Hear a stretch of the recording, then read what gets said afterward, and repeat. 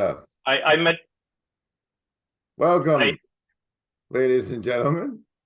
I present to you Grizz and John Vandonk. The first encounter, the Fringe encounter, true and proper as they were meant to be. And so before we get to the savings throws, let's assume that you're going to share this video on the elusive and illustrious CRC voices. And no, just play along, John. Like, this video is going to end up on CRC Voices. So could you please introduce yourself to my audience and that whole conclave? in order for that to happen, do I also have to record it then, or you can make it happen? I will give it to you after to give to them. Oh, okay. Well, my name is John Vandonk, and what do y'all want to know about me? The Well, people on what CRC is this? Voices already know who I am. I've heard that recently Pastor Paul Vandonk, prominent whatever on the CRC Voices, allegedly shared my first discussion with him on his channel in Oh, that yes. place, and that's what it took for you to finally see it. So I thought it would only be fair to follow that up with the consequence of him doing so, and that being this video. All What right. So conclave I not should shared introduce with? myself to your audience. Yes, as a representative of this conclave, who is brought in via Pastor Paul Vandonk. All right. So those of you who regularly follow Grim Grizz and who may not be aware of the existence of a thing called CRC Voices, what that actually means is that it's a bit of a fringe group of a reformed denomination in the United States and Canada, group of Christians who trace their heritage back to Dutch immigrants, both in the 1600s and more recently. And they formed a denomination that has now been in existence since 1857. And whereas there are all kinds of formal communications happening, official communications happening, proper communications happening, approved communications happening, there's also CRC Voices, which by sharp contrast does not necessarily follow all the niceties of our denominational engagements. We argue, we fight, we Do you complain to guys each have other. narthexes in your denomination? Yeah, we do. That's actually a good word. It's a narthex kind of thing. Yes. Yeah, I like that vibe for it. That's okay. That's where we talk narthex stuff. Yeah. That's sort of also where an estuary protocol would come into play, right? That's a way to navigate narthex conversation. Well, it's interesting that you should say that because estuary protocol, that probably needs an explanation too, but has not taken hold within the CRC Voices community. I haven't even officially introduced it there, neither has Paul. And we occasionally tell people what's happening in this little corner of the internet, but a vast majority of people are very busy with their own myopic mental meanderings associated with their relationship to, or lack of relationship to, or distance from the Christian Reformed Church. That's where all the people that, left in a huff, and people that felt cast aside, and people who don't agree, and the high in disagreeableness people come together to whine, moan, and groan and complain to each other, and then proceed to also fight with each other as they do everywhere else they go. It sounds like a reconcile for the domicide, or some combination of those words. Hi, those people. I'm Grimgriz. I do mind control on the internet, but I give saving throws against it. If you get over 10, you take half damage, but if you get under 10, you're fully susceptible. That's just the way humans are built. You get to choose which to base the savings throw on. Which core value represents your best chance against this mind control, whether that be survival, social, wisdom, or heart as the basis. You choose, and I roll. The survivalist with an 8. Socialist, 19. Well done, well done. Wisdom, folks, leading the way with 4. 4. And heart, folks. 1 and 1 makes 3, or you got a 3. So we're going to meet in Chino, California, apparently, if not Sacramento. That's actually a huge question. What is the huge question? Which of those locations? Whether or not the conference in Chino called the Estuary Chino 2023 conference will be preceded by a pilgrimage to aforementioned Chino, California, but that pilgrimage then would start in the holy place of the originator, Sacramento, California, where living stones have been piled on top of each other to commemorate the place. And so that could be one place where various participants would gather, and then in much the same way that the Israelites of old would ascend to the temple in Jerusalem and sing psalms and spiritual songs on their way. In this case, it would be a descent from the holy mountain in Sacramento into the armpit of California, which is Chino. The armpit of California, Prado Regional Park. Yeah, that's where it all drains into.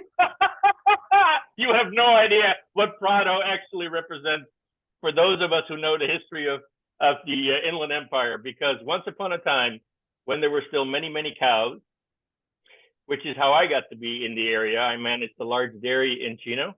In the time of many cows. Yeah, but those cows have since left. But when those cows were still there, and before they made the environmental rules that meant that you couldn't discharge any water from your property whatsoever, before those rules and regulations, there were regularly discharges of wastewater during the wet season. That water would run down the street and into the Prado Reservoir, and that's where it kind of filtered out a little bit and then went as clean drinking water to Orange County. Meanwhile, super fertilizing the area for some of the best fishing you can imagine. Exactly. You're catching on quick, because that wastewater from the dairies was often somewhat contaminated. Well, it shouldn't have been. It should have just been the sweet, blessed fecal manure of the cows, I would think, not weird chemicals and such. Which is in fact what it was, but from a dairyman's point of view, that was just water that needed to run somewhere, but from quite a few other people that had a different connotation. I don't know. Karen just had Michael Martin on recently again, and he's one of those biodynamic farmers. And it seems to me that, like, it actually works out for the great fishing of the area. And, you know, that it's the bump of civilization and nature that was being regulated and got regulated out. But wow, yes, that's going to be great to go camping there. I bet it's fabulous. Well, actually, it will all depend, very much depend on, so there are a few residual dairies in the area. There are some cows that you will walk past on your way from the Prado Regional Park campsite on your way to Cross Point Church, hiking up Euclid. There is still one dairy left on Euclid, which I expect will still be there in May. And if the winds blow the right way and the temperature has reached a certain height, which it can be somewhat warmish in May at times, then that combination of factors will put you in the Am I helping you right now, Grim, or Dude, should I just shut up? I don't want people to come there expecting to be comfortable, so I think this level of honesty is probably appreciated. So Okay. I don't have to deal with their shock and lowered expectations as they When step they off get the there, yeah. bus. Now that I should also say that the Heirs Hotel, where the honorable guest speakers will reside, is at similar risk. Well, you know, life feeds on life, and sometimes you have to smell it. That's just the way it works out. Right? Yeah, and I'm About this okay with that. pilgrimage, though, I like that it's Sacramento, sacred mental. We talk, Yeah, we yeah, think yeah, too much. yeah. I heard one of the options for the pilgrimage from Sacramento to Chino would be through the Donner Pass. Well, that would be a slight detour, but yes, that has been discussed because that would. It's either Donner Pass or Coast Road, as I understand it right now. Well, no, actually, there are four options. So, well, actually, five options. So, if you imagine that all roads lead to Chino and all roads depart from the Holy Mountain, Sacramento. If you imagine any connection between those two locations, the one on the farthest west is the coastal route, the Highway 1. The one next to it is Highway 101, which is the oldest freeway in California, which follows the missions that were originally established by the Catholic Church. That sounds like a hot track. On the other side of the hills, further inland, is Interstate 5, which is the newest freeway. It's boring as all get out, but amenities are available at almost every exit. Then a little bit further inland is the old Highway 99, which connected all the inland, the Central Valley farming towns. It still does connect all the Central Valley farming towns. So that is actually a very well-traveled road. A lot of trucks are on that road. It's not particularly beautiful, but highly functional, and it gives you a good sense of the history of California vis-a-vis the arrival of the people from Oklahoma. So they made their Bakersfield is a Okie town in California, and there are others similar. And then there's another row of mountains called the Sierra Nevadas, and on the other side of the Sierra Nevadas, now you are on the far eastern edge of California. There runs Highway 395, which goes all the way from San Diego to the Canadian border and even beyond. So that's an old U.S. highway, north-south highway, which you can access, and this is where your comment was relevant. You can access that highway by going east from Sacramento, across the Donner Pass, and then around Reno, Nevada, you take Highway 395 all the way south to Chino. Now, I just did this in November. I went up the coast with my wife all the way to British Columbia, and we came back down. We didn't go across the Donner Pass. We went further north. We went across in Canada through Manning Park and the Trans-Canada Highway, and then we went south on 395 and came all the way home on 395. It was a lovely road trip. It was absolutely beautiful. We just had a terrific time. Well, I'm hoping a caravan manifests that I get to ride along with on the way there. And Sacramento as a target instead of Chino as a target is fine. And then if the pilgrimage takes the Donner Pass, people coming later, like, because to do the pilgrimage Sacramento part, we have to land on like the Sunday, like camping starts on the Saturday 17th. before. So yeah, we have to land in Sacramento on, what would that be? Let me consult my nearby calendar, which you obviously know I'm great with. Okay, so if camping starts on the 17th, you'd have to land on the 13th, May the 13th in Sacramento.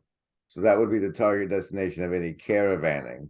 But if we take the Donner Pass pilgrimage, people that would be driving in themselves but couldn't make the 13th could latch up with the pilgrimage after the Donner Pass, through the Donner Pass on the In 15th. Reno. In Reno.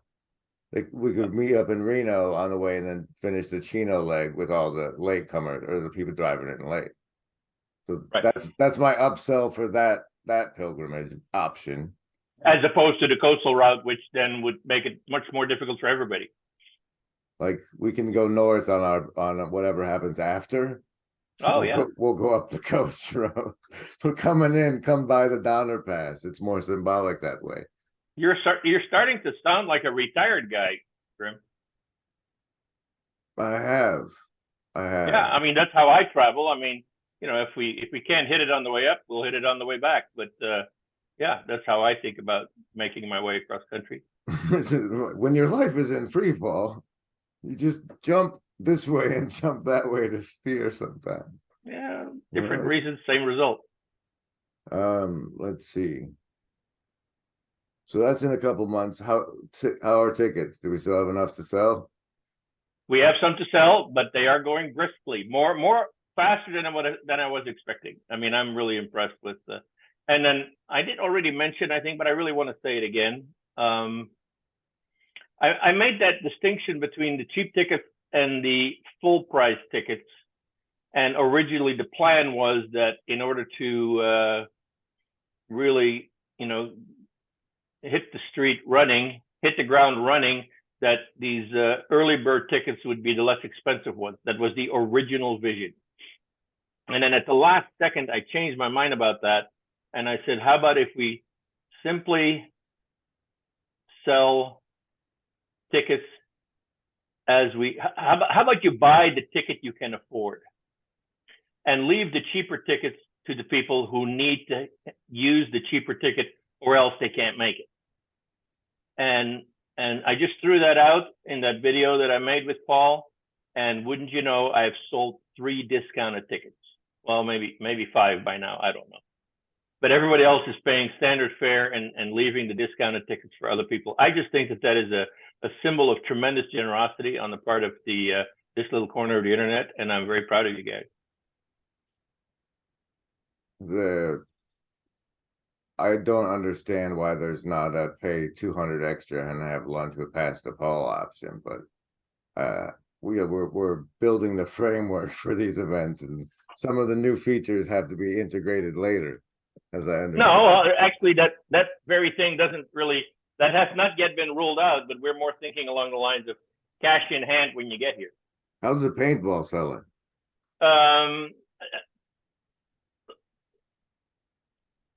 I think that about 30% of those tickets have been sold also. So there's still 60 slots available to 70 slots to shoot at me. Is there any work gone into securing me a cross and a jock strap so I can be paintball crucified?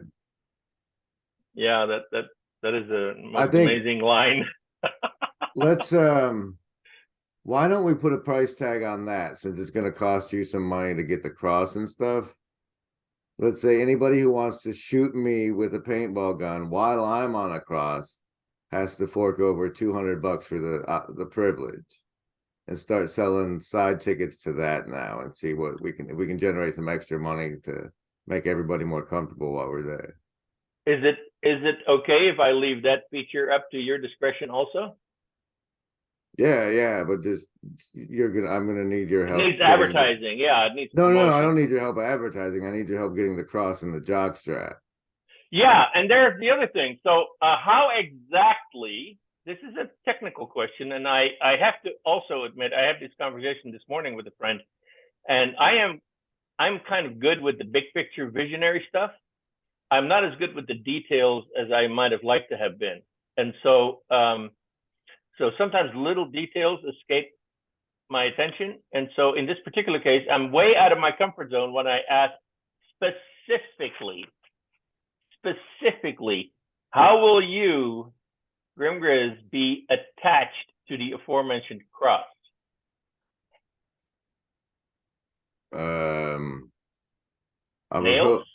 I was hoping there'd be like a little foot thing that my feet would be standing on, and This the is and this is little pegs I could rest my wrists on.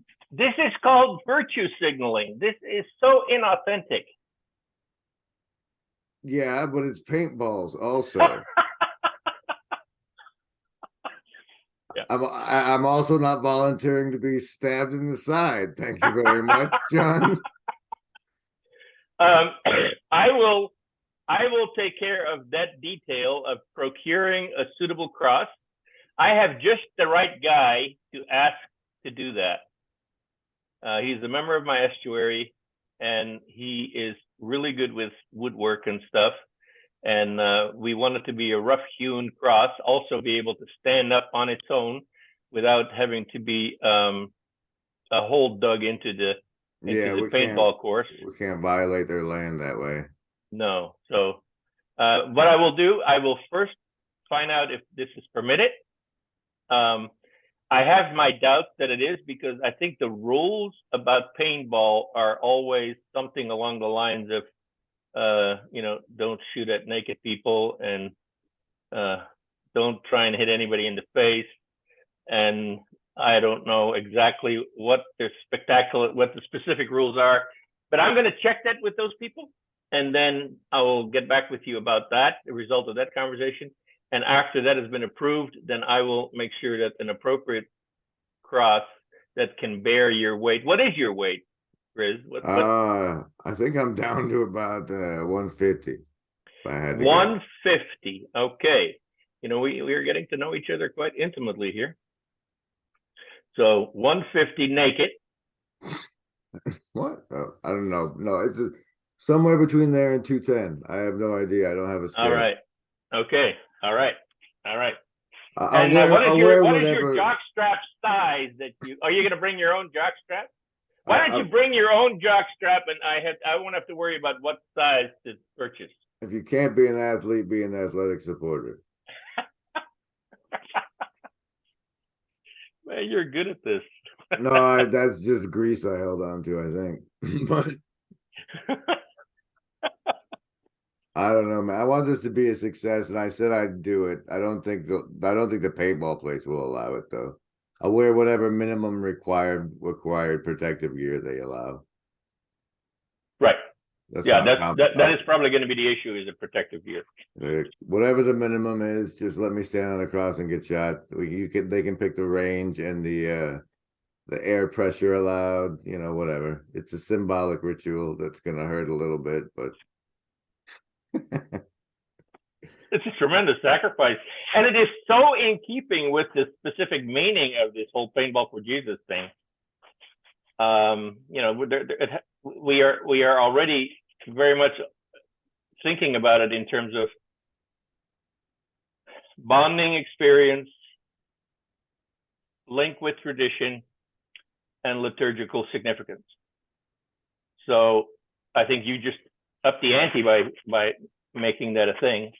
And then the next question is whether either you will be at every future conference or whether somebody else will take your place on the aforementioned cross. I actually wonder if the same cross will be transported from conference to conference. This is now a new logistical feature, like the Olympic torch. I don't know if that guy makes totems and like carves things into it. Maybe, I don't know. Wouldn't that be something? Wouldn't that be something? Artifacts of art? Yeah, no, it wouldn't, because history is constantly being made. That's one of the things I had to wake up from, was that like history wasn't settled. It took the Occupy thing where people were camping in the park to break me out of the consumer monkey treadmill. Yeah, but I think that that particular cross and the various features thereof and the significance in the symbolic context, I think that is different than all the symptoms of a consumer society. I think that this is the kind of thing that ties this event to living stones and its pile of rocks that is there on the property, and all the way back to all the piles of rocks and crosses and stones and whatever has been piled on top of each other to remember this day, remember this event, remember when I when I spoke with you. Remember when I showed up. Remember when you were together. Remember. So I think it fits right in. So I think we should imagine, and I'm going to tell the carver if this is going to happen. I'm going to tell the carver to make it a kind of a maybe like you say a totem kind of thing, a kind of a that has its own ritual manifestation and its own symbolic features. I think the re-enchantment of the West, yeah, allows for deeper meaning to be felt while facing the fact that there's always deeper meaning waiting. So I like it. Yeah. What Wow. I did email you a phrase topic. Do you have that? Because I'd like to actually talk about it and I don't have it handy. All right, here we go.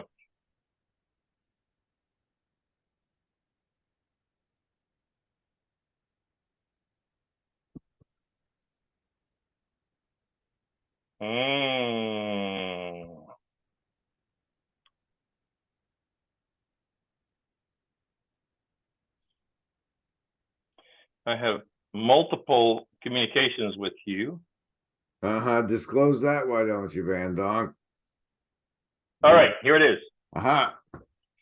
So the estuary CHINO, Anna CHINO, the Sacramento pilgrimage, and then you are going way deep there, dude. What? Unfathered groan and children of the spared rod. That's it. Unfathered groan and the children of the spared rod. Oh, what a beautiful. Yes, tell me, what does the phrase unfathered groan bring to mind for you, John Vandonk? Well, I can talk about it now in a totally different way than I used to, because it used to bring up all kinds of painful memories of growing up fatherless after my dad left our family when I was 8 years old, but he had already been absent for several years prior to that. My parents got divorced when I was 8. And so I somehow filtered the events of the day into the notion that I grew up without a father.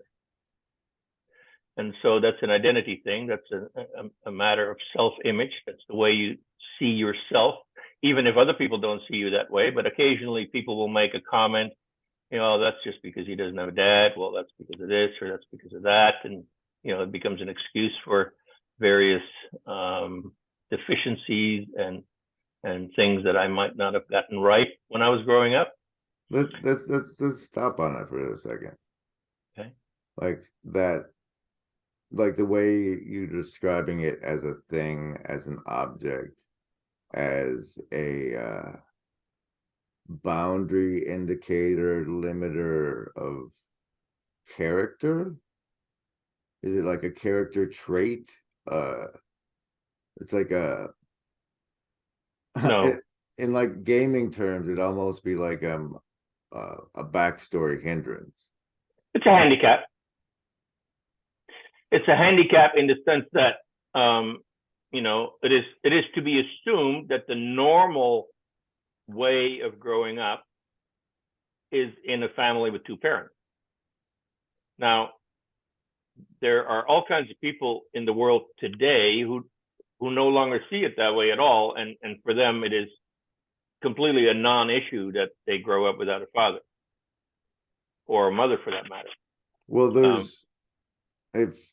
from what I've observed over my lifespan, there's been, what happened was they took the extended family was nuked down to the nuclear family, and then that was systematically destroyed, and now it's fine to have anybody raise your kids. But because that's what's been normalized, almost as if the nation was struck with a weapon. But for you came from back in the days when it was like, obviously that's you're in a less healthy situation. because there's an Yeah, absence and there of. was nobody in my class when I was in elementary school. There was not a single boy that I knew about. And see, that is a significant thing also, that I knew about grew up in a family without a father present.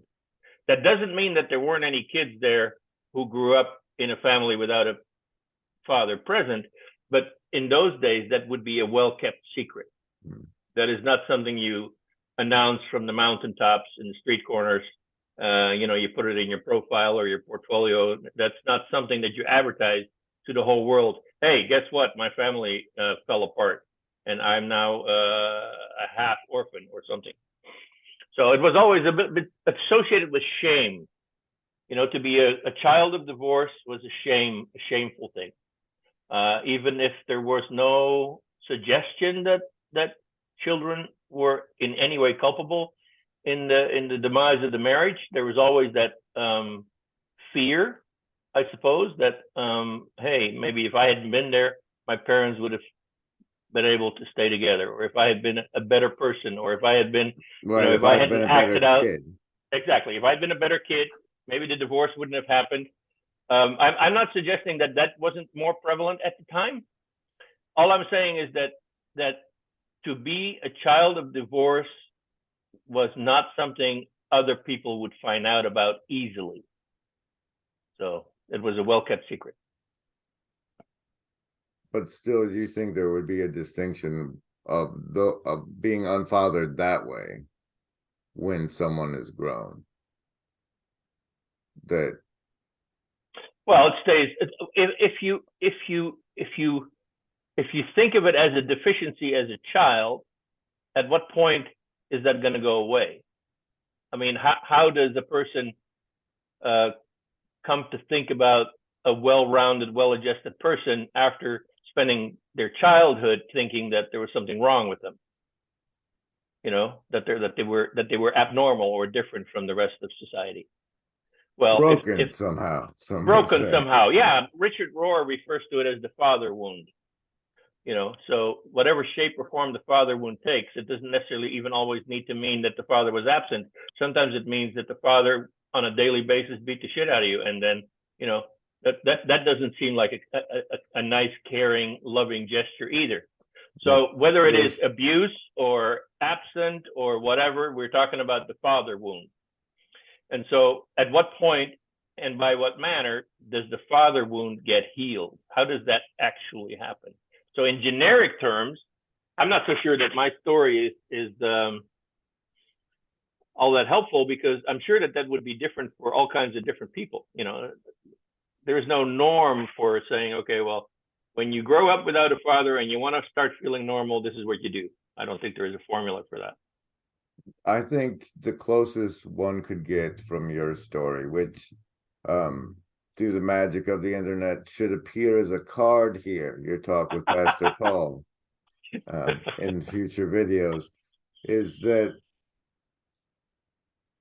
you might be being fathered from places you don't understand, because what you need to learn about being a father, you can learn from your kids. Lots of different sources. But what do you think some of the key weights or what are tenets, main praxis? Give me 3 or 4 things that come with the package of this is what being fathered looks like, feels like. So that's where I think it gets to be pretty subjective, because I mean, what that meant for me may not mean what it meant for other people. I spent a lot of money on a very expensive therapist to learn that a good bit of my ability to be a father myself, I learned from my kids. But the example that I used in the video with Paul, I mentioned Bill Hogeveen, who, his wife picked me up from the street because I was sleeping in my car, and she brought me home and says, well, I don't want you to be sleeping out on the street anymore. You sleep in our basement and you sit at this table. And then when the first time I sat at the table, Bill Hogeveen told his kids to move over he put a cup at a certain spot at the table. It happens to be at his left hand. He put a cup there, and he said, "You sit down here. This is your spot. This is your cup." And to me, that was a symbol of belonging that was communicated in the most rudimentary form. This is your place at the table. When we eat together, this is where you sit.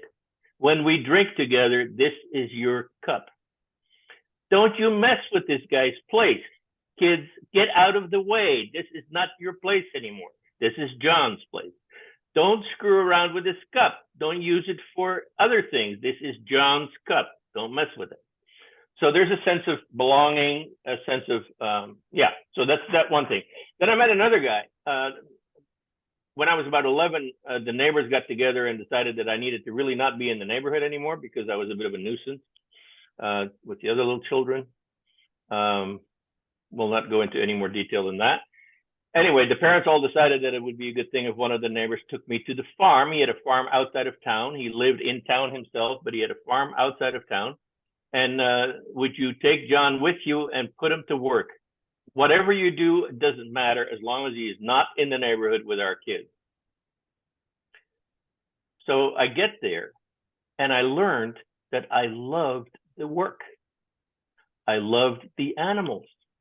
I loved the structure, the predictability of it all. I mean, my house was total chaos. If anything organized had to happen, I had to do it myself.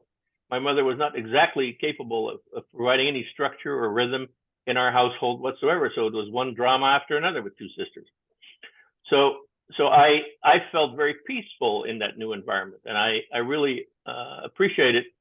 I don't think that I appreciated at the time what that all meant for me and why it felt so good, but I wore it like a mantle of honor, and it was just a wonderful experience. And then many years later, there were other people. Somebody took it upon himself to help me appreciate the value of money a little bit more, and he helped me to wheel and deal for items. He taught me how to. What does that mean, John? What does wheel and deal for items mean? It meant don't be offering more money than you really want to pay. Start low, work your way up. I mean, basic principles of buying and selling. He took me along to garage sales and to buy a car and different things like that. And he had a really cool way of teaching, and it rubbed off, and it sunk. I mean, I haven't bought a new car in my entire life, mostly thanks to him. Okay. So from those three examples, I get the belonging and protection. Then the inner peace of structure and physical labor, and then how to deal with the world, a skill set. Yeah, pretty much. Skill set. Yeah, pretty much. Yeah, and then other people helped me appreciate learning, the books and learning, and other people were a little bit more helpful in telling me how to get along with girls and dating and all that kind of stuff, and tell me about women. And so different people took that role in my life, and not all of them were of a fatherly age. Some of them were almost the same age that I was, but none of that mattered, because they were just a bunch of people. And I mean, I can go back to this list. There's about 14 people there. I can go back to the list, and it's a wide range of exposures, involvements, skills, and what have you, that all accumulated to become, if you look at it in its totality, became a comprehensive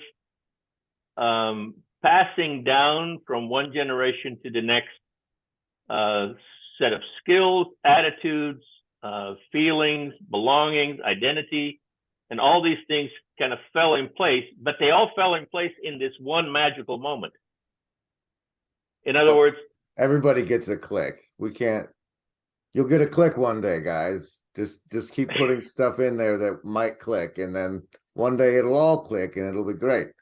But I think, Well, what I hold meant on, by John, no, but hold what I on, meant hold by that, on. what I meant by that is that this stuff wasn't all sinking in as it was happening.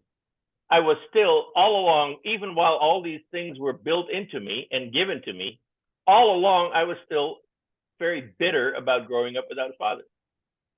Dude, And very angry, bitter, angry, miserable, self-conscious, all of that. I think of it, I lump it now as the mark of Cain. What do you think about that? Yeah. I mean, because that was his deal. It's like, what? My sacrifice isn't good enough. I let the cat in. You know, it's just the bitterness is. Yeah. Let me have some coffee. But so I think here for big fancy Vervaeke people that might see this, I think the practice that we can extract from your experience and share around the campfire is that if you start looking at who you wish had fathered you and or other like resonant fatherly things or research into what is the nature of divine masculinity, that these things will coalesce as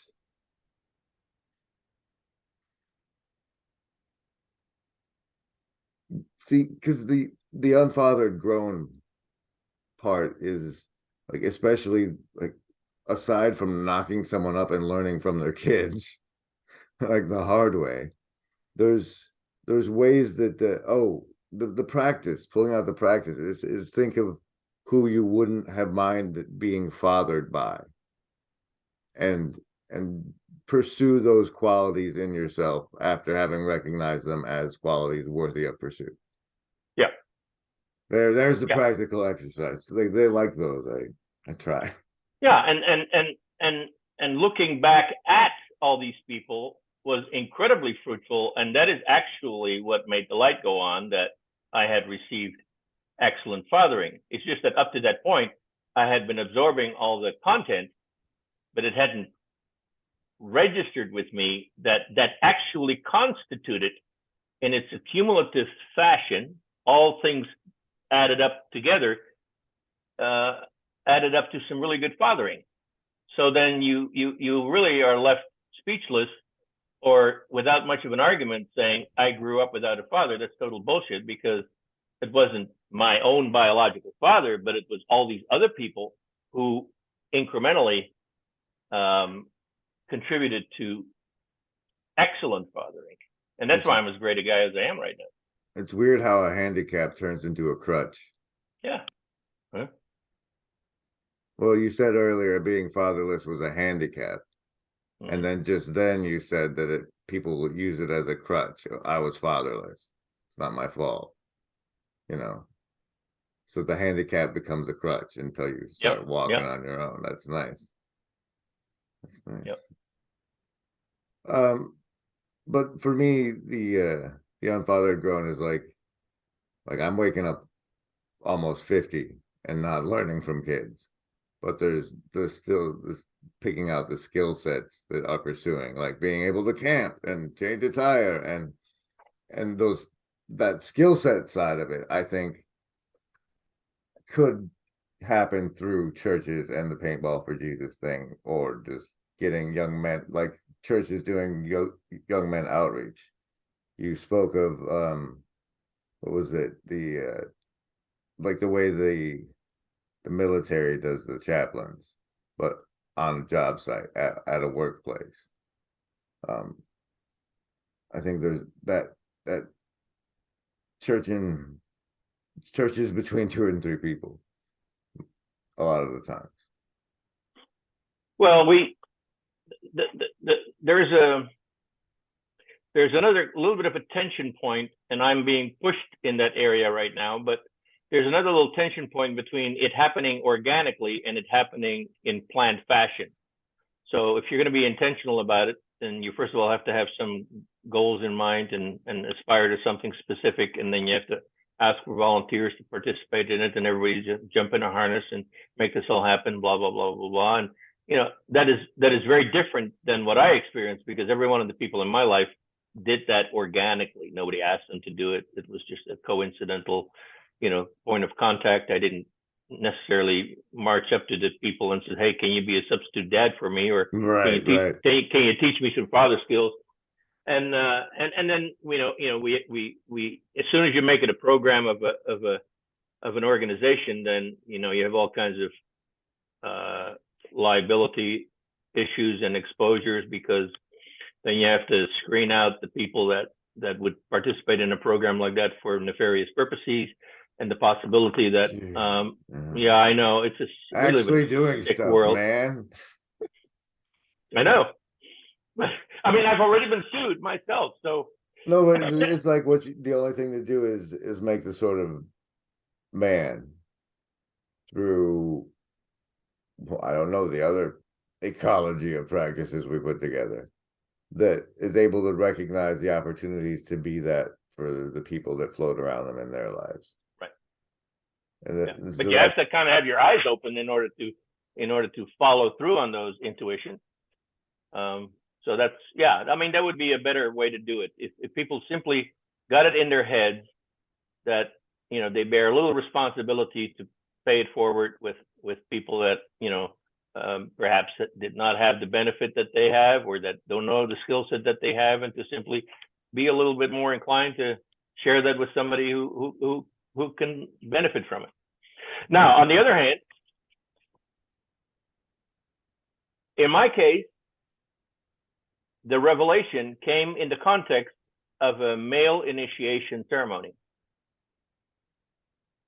which is a highly ritualized weekend series of events, highly scripted, structured, and sponsored by a group of guys who learned their lessons from Richard Rohr, that Catholic priest that I've mentioned before.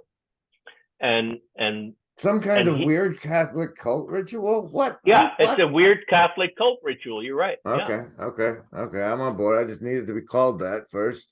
Yeah, no, that is exactly what I mean. He did this all as a Catholic priest who at some point started in Albuquerque, New Mexico, his Center for Action and Contemplation.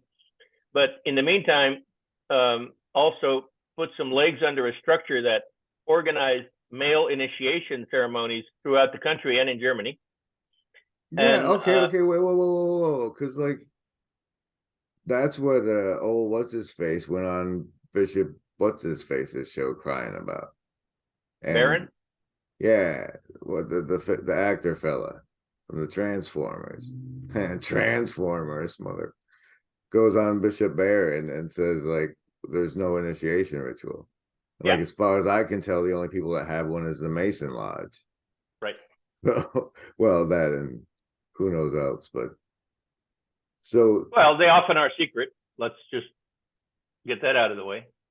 And maybe they should be, but yeah. So we don't exactly know what is or isn't happening, but culturally speaking, it's not high on the radar. It's not that people are, very much looking forward to, becoming a journeyman member of society, after they have, we think that the public school system is supposed to do something like that, or the Boy Scouts of America. We defer a lot of thought and into faith into the institutions that surround us. Right. Because surely if the institution was corrupt or doing something wrong, somebody would say something. Surely somebody else would say something. So yeah, a lot of trust goes into it's safe what they're feeding my kids and teaching my kids. And a lot of it isn't anything to do with, I don't know. I don't feel any of it shaped me towards civic duty or anything noteworthy, actually. Just it did teach me how to get by. I learned how to get by as a child of the unspared rod. Mm-hmm. Like I think that's the wave of either between drowning the parents and earning enough money to get by, or however else they do it. There's a severe, at least one generation deep of lack of discipline. And those are the unfathered grown who now either continue on into Cheeto oblivion or start the process of like this what's up, they start turning into what's on the other side of an initiation ritual. Yeah, I might just insert here, because you mentioned the rod being spared. I might just insert here that this person's name is not on my list, but there is a particular person that I have a very vivid memory of. When I was 13 years old, my mom decided that she really couldn't put anything of value into my life anymore, and she needed help. So she went to social services, and between all of them, they arranged that I went into a facility, you know, very comparable to perhaps Boys Town in Nebraska, or Boys Republic in California, or some just shy of the youth authority, but just a place where, in a little bit more militaristic fashion, more regimented. This place grew out of an orphanage, and there were 300, almost 400 kids there between boys and girls, and that was a highly regimented place, very structured. And so, I mean, I have only one memory of corporal punishment. We had some shenanigans in the middle of the night. It wasn't even all that serious, but we woke up a bunch of people, elderly people in town, and by ringing their doorbell, and it was all you know, very, very nominal kind of mischief that boys do. We loosened some rowboats in the River Rhine, and they floated off.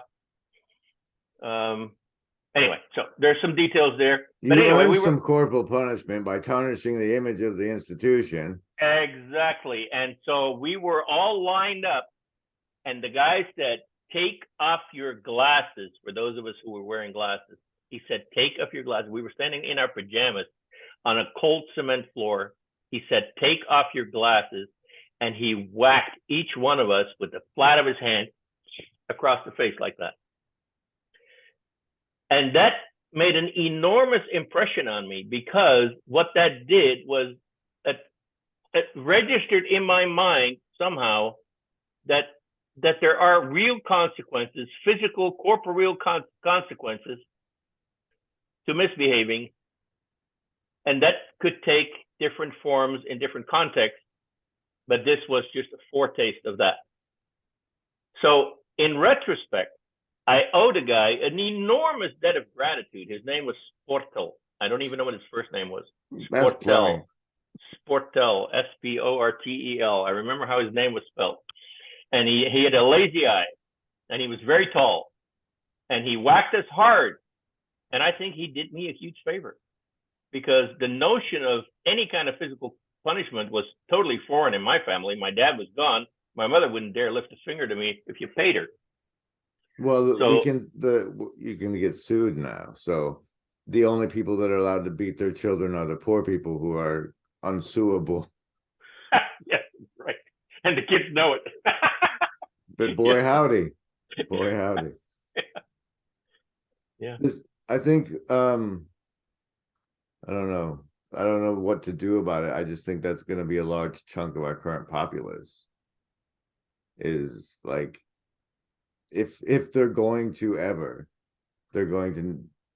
need help navigating stepping into physicality, embodiment, and masculinity.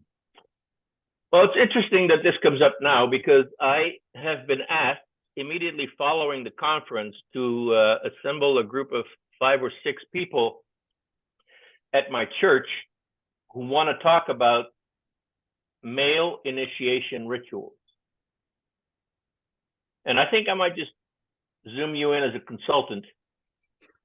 I'm serious. On the basis of the notion that it is your lived experience, you are articulate enough to talk through the issues and the obstacles. And nevertheless, we have a genuine desire. There are 2 people, one is a staff member and another one an elder at Crosspoint Church. They each have 8-year-old boys, and they each have vivid memories of meaningful engagement with their fathers which is not duplicable in today's society. So they are looking for other ways to create initiation experiences, probably related to some outdoor stuff, based in part on the notion that the Indians had their near-death experience when they were sent into the wilderness, tied to a pole, and endured the sun for a few days. Hallucinatory experiences, all kinds of crap like that, and that is the paradigm that Richard Rohr This also sounds uses. a whole lot like, what can I do to my kids so they don't end up taking mushrooms? But I'm into it. I'm into it. We can talk about it later, John. I think it's really good for me to be encountering people like you, because you're so on the ground in church presence with other living beings, right? So that feel that like there's actually guys dealing with, I have an 8-year-old about to go through shit. What am I supposed to do with this kid? Like, I mean, there's so many people that don't know about aspartame, for example. And I think this things we all have to do, this cultural ratcheting, as some people have called it, we have to, especially there's been so much bad parenting that we're gonna have a hard time remembering what good parenting looks like if we don't get it out of the people who used to do it before they die, because the ones that know how it's done are on the way, because they took the mothers out of the house, and then what? So if we don't restore what it takes to create men of character, we're never going to have any. And then today there's the additional problem of even making that differentiation from women and say, no, we're going to focus on the guys for whatever reason. And there are good reasons and bad reasons to do that. And then the women may have an opinion about that, and they may sputter a little bit, but it is actually based on the notion that men and women are socialized differently, and that they do have different needs to become part of society, and there are different rituals that women are naturally and automatically given through their developmental processes and what have you, that sort of give them a sense of identity as a woman. And nowadays, for men, that is often kind of obscured, and birth control hasn't helped. And so there are all these factors that the culture has allowed women to move forward with some degree of integrity, and for men to be kind of left behind in a sense. And we don't have to be victims about that. We don't have to, create a victim posture about that. I am not very inclined to do that. You're free to solve your own problems. Yeah, you're free to solve your own problems. Exactly. Yeah.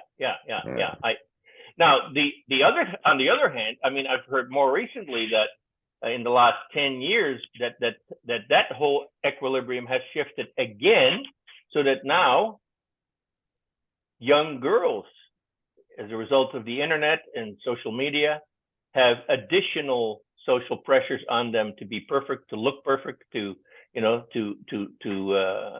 be perfectly creative and be perfectly beautiful and be perfectly socialized and all that, and they're not cutting it, and so increased suicide among teenage girls.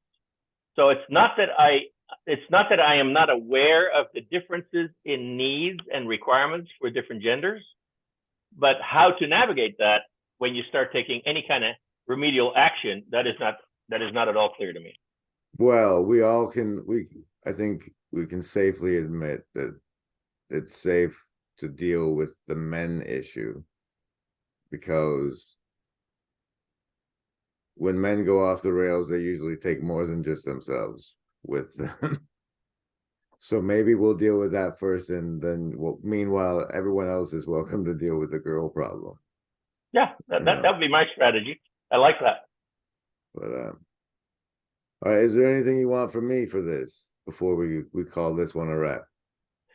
Well, the thing that just intrigues me the most is what it is you do, why you do it, and how you do it. Do you have a target audience, or do you have a sense of your own mission? Do you? I mean, I love the way you fit into the bigger picture with Paul and this little corner of the internet, and I can clearly see how you bring a language and a demeanor and the whole gaming background into the community, which I think is lovely. But do you have any more clarity yourself about how all that fits together?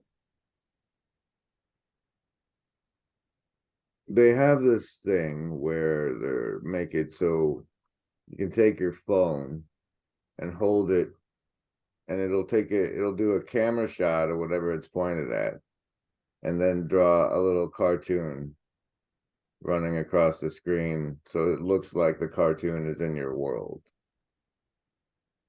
And they call those augmented reality games. What I'm in the LARP gate thing I'm doing is what I call a reality augmenting game. It's like, so you're these things, you're NPC at Walmart, you're a Netflix subscriber, you're all these different things. One of those things can be someone who helps build things on the internet. The internet is this ocean of attention, and it's all siloed off into different islands and attention farms, but it's also a place we're all in. And if we start playing that game together, I think some very amazing things are possible. And I'm trying to give a few the skills I think we'll need to make the most of where we're at with that. And which is actually kind of a profound vision when you think about it. And I'm not sure how many people catch that when they first are exposed to your craziness. I'm hoping that most people will find me off-putting, and that the people who don't are the ones that are interested in playing. I mean, I like being entertaining, and so, you know, it's not. I want to be enjoyable for people who want to just participate at that level, like something to make me feel less alone for a little while, a different voice in the room. But I'm really aiming to get a hold of the people who want to play and build and see what all is possible while we still have the internet, while we still have this access to each other. build also on the ground, I presume, given your enthusiasm for the conference and the campground. I don't know what manifestation. I assume that the things on the internet surface can blossom into material reality experiences. Schools sometimes, I don't know, there's lots of different things that are possible, but it's exciting to be Anna Chino is called Anna Chino because it's actually not alone instead of virtually not alone. So why do you cringe so hard at that? No, I think it's lovely. I think it's a lovely sentiment. Actually not alone. Actually not alone in Chino. Yeah, because I use the word virtual quite a lot because I'm not in favor of the world, the virtual world, and I use the word every time when I run an LSNet meeting. I always talk about putting topics on the virtual table, and tonight we will sit in a circle at my on the ground estuary meeting in Chino, and we will also put things on a virtual table because there is no table in the center of the room. Oh, it's an imaginal table. It's an imaginary table, right? Imaginal. So, it's imaginary has gotten offensive. Imaginal, like Vervaeke says, is how to sell it today. Okay, so I can't be outed like this because then all people are going to know that I actually know very little about what John Vervaeke says. But I know. I'm just trying to give you enough words to pass at the meeting. Right. That's my biggest fear right now is how I'm going to look in the presence of these great guys. So, 'cause I'm kind of dumb that way. I think you're a big heart, John. I don't know if Hey, what? anybody else. I said I think you're a big heart, Hmm. and I think most people can see that. Okay. And like that's as sentimental and awkward as I like to get. So let's end this recording now. Okay. Ladies and gentlemen, it's Grim Grizz and John Vandonk. This was the first time we ever had a video meeting. Let's do it again sometime. Yes. Stop recording.